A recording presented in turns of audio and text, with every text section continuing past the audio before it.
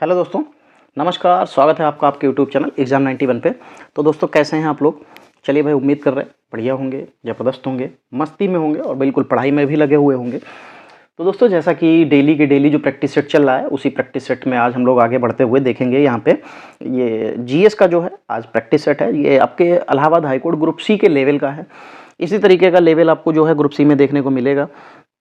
तो उसी को आगे बढ़ाते हुए हम लोग यहाँ पे जो है अपना प्रैक्टिस सेट चालू करेंगे। और एक चीज़ ये देखी होगी कि कल का भी जो प्रैक्टिस सेट था वो अच्छे लेवल का था, अच्छे कंडीशन पे था, बहुत बढ़िया क्वेश्चंस थे उसमें। तो आज भी वैसे ही हम लोग यहाँ पे देखेंगे और फिर एक जो प्रैक्टिस सेट लेके आए हैं, लेवल मैच कराने की कोशिश की गई है। कोशिश ये है कि ऐसा ही पेपर आपको वहाँ भी फंस जाए। चलिए, तो सामान्य अध्ययन भाग 2 है यहाँ पे, चलिए देखेंगे। 26 नंबर क्या लिखा हुआ है? निम्न में से किसने हजरत आला की उपाधि धारण की थी? तो शेर शाह सूरी, सिकंदर लोधी, इस्लाम शाह सूरी और बहलोल लोधी। तो ये था तो शेर शाह सूरी। 1529 में जो है बंगाल के शासक नुसरत शाह ने, मतलब नुसरत शाह को इसने पराजित किया था शेर खान, जिसका नाम शेर शाह सूरी था। और उसने जब इसे पराजित किया तो उसके बाद जो है हजरत आला की उपाधि धारण कर ली। 1539 में जो चौसा का युद्ध हुआ उसमें हुमायूं को पराजित करके इसने शेर शाह की उपाधि धारण कर ली थी। तो फिर इसको शेर शाह कहा जाने लगा था, पहले इसका नाम शेर खान था। ठीक है, चलिए 27 नंबर देखेंगे। हुमायूं का मकबरा बनवाया था नूरनिशाह बेगम ने, शाह बेगम ने, मुमताज महल बेगम ने, हाजी बेगम ने। तो जो हुमायूं है, हुमायूं का मकबरा जो बनवाया था वो हमीदा बानो बेगम, जो कि हाजी बेगम के नाम से जानी जाती थी, इन्हीं का नाम जो है हमीदा बानो बेगम था। मतलब नाम तो इनका हमीदा बानो बेगम था। ये हुमायूं की पत्नी थी, लेकिन इनको हाजी बेगम के नाम से जानते थे। ठीक, तो हाजी बेगम ये चौथे ऑप्शन पे आपको दिख जाएगा और यही आंसर भी सही होगा। जो मतलब जो हमीदाबादो बेगम थी, इन्होंने अपने पति यानी कि हुमायूं के मकबरे का निर्माण दिल्ली में दीन पनाह 1564 में प्रारंभ कराया था। इस मकबरे का नक्शा जो है मीरठ मिर्जा गियास ने तैयार किया था। ये सफ़ेद संगमरमर से बना यह भारत का प्रथम गुम्बद वाला मकबरा था। अब तो उसकी हालत बहुत ख़राब है, लेकिन अब उसका जो है मतलब उदारी कह सकते हैं कि उसको नवीनीकरण किया जा रहा है, बढ़िया बनाया जा रहा है। 28 नंबर, टोंडरमल बंदोबस्त संबंधित थी किससे? मुद्दड़ से, सैन्य अभियान से, भू राजस्व से या चित्रकला से? तो टोंडरमल बंदोबस्त संबंधित था भू राजस्व से। ये टोंडरमल ये वही है जब लेखपाल जो ट्रेनिंग करते हैं पहले, अब तो खैर बहुत जगह ट्रेनिंग होने लगी है, लेकिन पहले ये हरदोई में जो कि हमारा जिला है वहीं पे ट्रेनिंग होती थी। जितने भी लेखपाल होते थे, कानूनगो होते थे, इनकी राजा टोंडरमल एक संस्थान है, वहाँ पे इन सबकी ट्रेनिंग वहीं पे होती थी।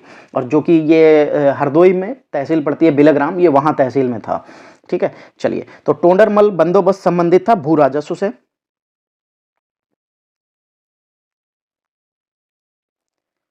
चलिए भाई 29 नंबर देखेंगे क्या हो जाएगा। भारत के सबसे पुराने ज्ञात मध्य पाषाणकालीन स्थल कौन से? सराय, नाहर राय, बनवाली, बनावली, महादाया, हड़प्पा। तो सबसे पुराने ज्ञात मध्य पाषाणकालीन स्थल की बात की जा रही है कि कौन कौन से हैं। चलिए, तो देखेंगे यहाँ पे, तो सराय, नाहर राय और महादाया ये बन जाने चाहिए। तो यानी कि ए और सी बिल्कुल सही हो जाएगा। जो गंगा द्रोणी यानी कि जिनको हम बेसिन कहते हैं, गंगा बेसिन, इसी के मध्य पाषाणकालीन प्रतिलिपियां मुख्यतः जो है इसलिए आकर्षण का केंद्र बनी रही क्योंकि यहाँ अब तक 2.5 दर्जन ऐसे स्थलों का विवरण मिला है जहाँ ढेर सारे नरकंकाल अवशेष भली भांति दफन पाए गए हैं। प्रतापगढ़ जिले में सराय नाहर राय और महादाया 2 महत्वपूर्ण स्थल हैं। सराय नाहर राय की रेडियो कार्बन स्थिति जो है 8395 ईसा पूर्व पाई गई है और यह मानने का कोई कारण नहीं है कि महादाया इसके बाद का होगा। ये दोनों स्थल भारत में सबसे पुराने ज्ञात मध्य पाषाणकालीन स्थल हैं और ये पहले स्थल हैं जहां स्तंभ गर्त जो है पाए गए हैं। थोड़ा सा कठिन लैंग्वेज है। 30 नंबर, हाल ही में आज़ाद हिंद सरकार की स्थापना की चौथी वर्षगांठ मनाई गई। मतलब कौन सी भी वर्षगांठ जो है वो मनाई गई आज़ाद हिंद उसकी सरकार की। ठीक है, तो अभी ये तो 2014 सॉरी कब चल रहा है? 2024 चल रहा है। वैसे जो अगर इसकी हम लोग बात करेंगे तो 21 अक्टूबर 1943 को जो है नेताजी सुभाष चंद्र बोस के नेतृत्व में सिंगापुर में आज़ाद हिंद सरकार का गठन किया गया था। ठीक है, और ये इसकी 81वीं जो है 81वीं बन जाएगी। और जिस हिसाब से ये क्वेश्चन बना है, अगर उस हिसाब से देखें तो इसमें तो आपको फिर 75वीं लगानी पड़ेगी क्योंकि ये क्वेश्चन पुराना है। ठीक है, और 2024 में 81 नंबर पे आप आ जाएंगे। 31 नंबर, किस राजपूत शासक ने जिज मोहम्मद शाही की रचना की थी? राजा मान सिंह, सवाई राजा जय सिंह, पृथ्वीराज चौहान, राजा जय सिंह। तो किस राजपूत शासक ने जिज मोहम्मद शाही की रचना की थी? तो सवाई राजा जय सिंह। कौन? आमेर के सवाई राजा जो जय सिंह द्वितीय थे, 1681 से लेकर 1741 तक। ये एक बहुत ही विख्यात नेता थे, कानून निर्माता और सुधारक थे भी ये थे। 32 नंबर, किसने कहा कि भारतीय मनुष्यों की अत्यंत पतित और निष्कृष्ट नस्ल है? ये किसने कहा था? बहुत ही ये अंग्रेजों के अलावा और कौन कह सकता है? लॉर्ड वेलेजली, चर्चिल, चार्ल्स प्रथम या चार्ल्स ग्रांट? तो चार्ल्स ग्रांट ने ये बात कही थी कि मतलब जो अंग्रेज थे वो भारतीयों को बहुत तुच्छ और मतलब सिर्फ कह सकते हैं एक तरीके से कि जानवरों जैसा समझते थे। वो भारतीयों को किसी भी अपनी पोस्ट के लायक भी नहीं समझते थे, ठीक। और जो चार्ल्स ग्रांट था, इसी ने भारत की जनता जो थी इसकी मतलब बेइज्जती या कह सकते हैं निंदा करते हुए कहा था कि मनुष्य की अत्यंत पतित और निष्कृष्ट नस्ल है, जिसमें नैतिक जिम्मेदारी की भावना नाम मात्र रह गई है और जो अपने दुर्गुणों के कारण विपन्नता में धसी हुई है। इसी तरह कार्नवालिस का विश्वास था कि हिंदुस्तान का हर निवासी भ्रष्ट है। वैसे हर निवासी तो नहीं है, लेकिन भ्रष्टता की चरम सीमा तो बहुत ज़्यादा है। खैर, 33 नंबर, सन 1938 में राष्ट्रीय योजना समिति को नियुक्त किया। 1938 में राष्ट्रीय योजना समिति को नियुक्त किया किसने? महात्मा गांधी, सुभाष चंद्र बोस, जवाहरलाल नेहरू, जय नारायण ने? तो सुभाष चंद्र बोस ने किया था।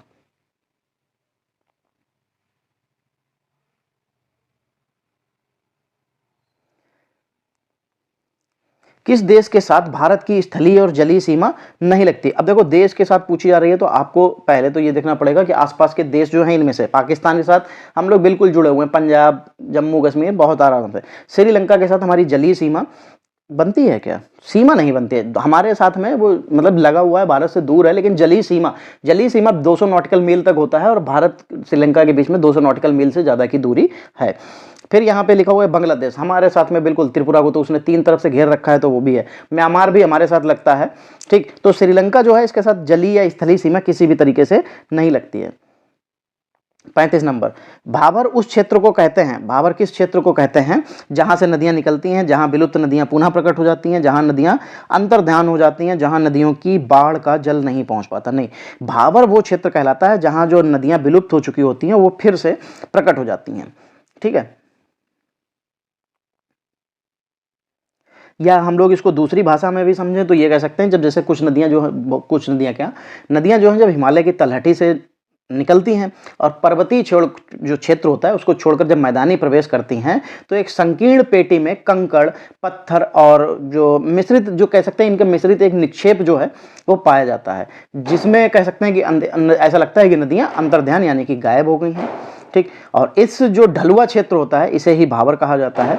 और भारत के दक्षिण में जो तराई प्रदेश हैं जहां विलुप्त नदियां पुनः प्रकट होती हैं, क्योंकि वो पहाड़ी क्षेत्र से कह सकते हैं कि जो मैदानी क्षेत्र होता है वहां पे आती हैं। खैर, 36 नंबर देखेंगे, यहाँ पे हमको क्या करना है, मिलान करना है। वन्य जीव अभयारण्य दे रखे हैं और राज्य दे रखे हैं, ठीक है। चलो, गर्म पानी वन्य जीव अभयारण्य मिजोरम दे रखा है, कंचनजंगा जीव अभयारण्य तेलंगाना, किन्नर सानी जीव अभयारण्य असम, डम्फा वन्य जीव अभयारण्य सिक्किम, ऐसे करके दे रखा है। खैर, हम लोग यहाँ पे अगर मैच करने की बात आएगी तो चलो मैच करते हैं। सबसे पहले गर्म पानी वन्य जीव अभयारण्य जो है वो असम में है, तो इसको मिला लेते हैं। फिर उसके बाद कंचनजंगा वन्य जीव अभयारण्य तो सिक्किम, तो लिख भी लेते हैं बी, फिर डी। फिर किन्नर सानी जीव अभयारण्य, जो किन्नर सानी जीव अभयारण्य है ये कहाँ है? ये तेलंगाना में है। अरे यार, मैंने देखो गलत लिख लिया है।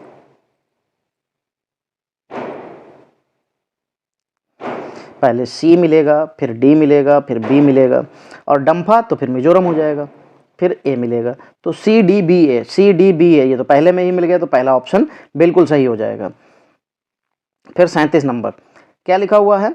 भारत में कर्नाटक की कोलार खान से सोना निकाला जाता है, या खान किस चट्टान पर स्थित है? बहुत बढ़िया और थोड़ा सा कठिन क्वेश्चन है, थोड़ा सा इंटरनल है, जो ज्योग्राफी है उसमें बहुत अच्छे से पूछा गया है कि भारत में जो कर्नाटक की कोलार की खान से सोना निकाला जाता है, यह खान किस चट्टान पर स्थित है? तो धारवाड़ चट्टान, आर्कियन चट्टान, विंध्यन चट्टान या कुड़प्पा चट्टान। तो ये कौन सी चट्टान पे जो निकाला जाता है? तो ये निकाला जाता है धारवाड़ चट्टान पे, जो भारत के कर्नाटक राज्य स्थित कोलार की खान से जो है सोना निकाला जाता है। सोना निकालने के पूछा जाता है सोने की खानें कहाँ है, तो कर्नाटक के कोलार के जिले मतलब एरिया पड़ेगा वहाँ पे, ये धारवाड़ चट्टान पर स्थित है। इन चट्टानों से जो है सोना, लोहा, मैग्नीज, तांबा, सीसा और अभ्रक, इस तरीके की बहुत सी चीजें हमको देखने को वहां से निकलती हैं। राष्ट्रीय राजमार्ग संख्या 6 जोड़ता है किसको? दिल्ली से कोलकाता, कोलकाता से हाजिरा, कोलकाता से चेन्नई और मुंबई से चेन्नई। तो कहाँ हो जाएगा? तो कोलकाता से हाजिरा को जोड़ता है। ठीक है, राष्ट्रीय राजमार्ग संख्या जो है ये कोलकाता हाजिरा को जोड़ता है। 39 नंबर क्या लिखा हुआ है? भूमध्य रेखा, कर्क रेखा और मकर रेखा तीनों में से किस एक महाद्वीप से होकर गुजरती हैं? ये तीनों की तीनों रेखाएं जो है अफ्रीका महाद्वीप से होकर गुजरेंगी, इसीलिए अफ्रीका में आपने देखा होगा बहुत ज़्यादा काले रंग के लोग होते हैं। खैर ये थोड़ी सी टिप्पणी नहीं कर रहा हूँ, लेकिन बता रहा हूँ क्योंकि ये जो तीनों रेखाएं निकलती हैं इस वजह से सूरज की सीधी किरणें वहाँ पर पड़ती हैं, जिस वजह से क्या है कि वहाँ के लोगों की जो त्वचा होती है वो थोड़ी सी काली हो जाती है। 40 नवंबर 2018 में तमिलनाडु के किस चक्रवाती तूफान के चलते हाई अलर्ट जारी कर दिया गया था? तो ये तो क्वेश्चन बहुत पुराना हो गया, ये क्वेश्चन जो है गाजा था, क्वेश्चन बहुत पुराना है, इसका कोई मतलब नहीं था। गिफेन निम्न स्तरीय तथा घटिया माल पर विचार करते समय हमें यह ज्ञात होता है कि घटिया वस्तुओं के लिए आय मांग की लोच होती है। कैसी? धनात्मक, ऋणात्मक, शून्य और अनंत। तो कैसी होती है? अगर घटिया यानी कि जिसको गिफेन भी कहते हैं, विचार करते समय हमें ज्ञात होता है कि घटिया वस्तुओं के लिए आय मांग की लोच होती है, तो ऋणात्मक हो जाएगी। फिर 42 नंबर देखेंगे क्या लिखा हुआ है? सिडबी। सिडबी का मुख्यालय कहाँ है? पहले तो आपको सिडबी की फुल फॉर्म पता होनी चाहिए, small industrial development bank of India, ये सिडबी की फुल फॉर्म होती है। इसने अपना कार्यकाल जो है वो 2 अप्रैल 1990 से करना प्रारंभ किया था, और इसका जो मुख्यालय है वो कहाँ है? वो लखनऊ में है। ठीक है, मुख्यालय कहाँ है? लखनऊ में है। ठीक, चलिए आगे बढ़ेंगे और 43 नंबर की तरफ चलेंगे।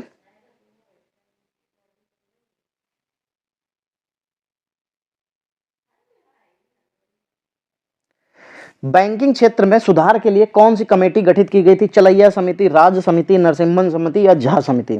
तो अगर हम लोग बात करेंगे बैंकिंग क्षेत्र में सुधार के लिए तो ये नरसिम्हन समिति थी। कौन सी? नरसिम्हन समिति थी।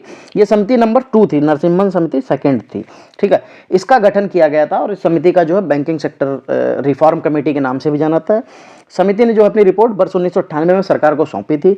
नरसिम्हन समिति जो फर्स्ट थी उसका गठन 1991 में किया गया था, जो कि वित्तीय क्षेत्र में सुधार से संबंधित थी।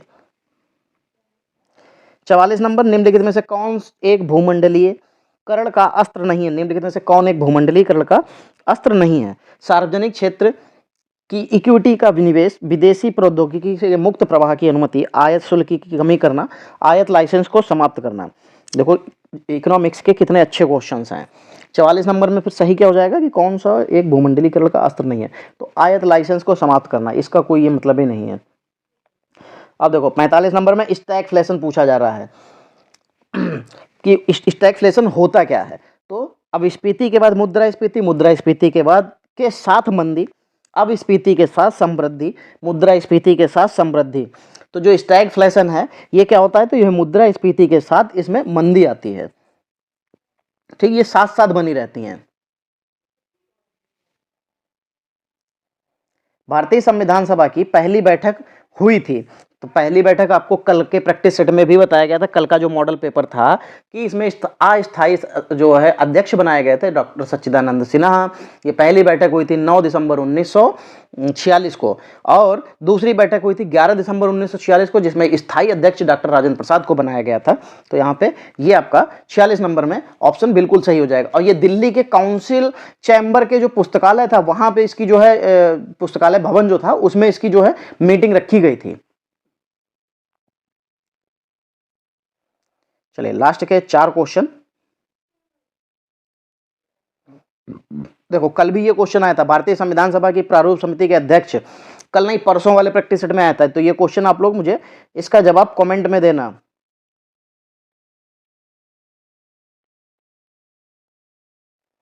ऐसे ही देखिए पढ़ते रहिए, क्वेश्चंस ऐसे रिपीट हो जाएंगे, आप भी कहेंगे कि हाँ ये तो क्वेश्चंस रिपीट हो रहे हैं, और फिर गलतियां ही नहीं होंगी।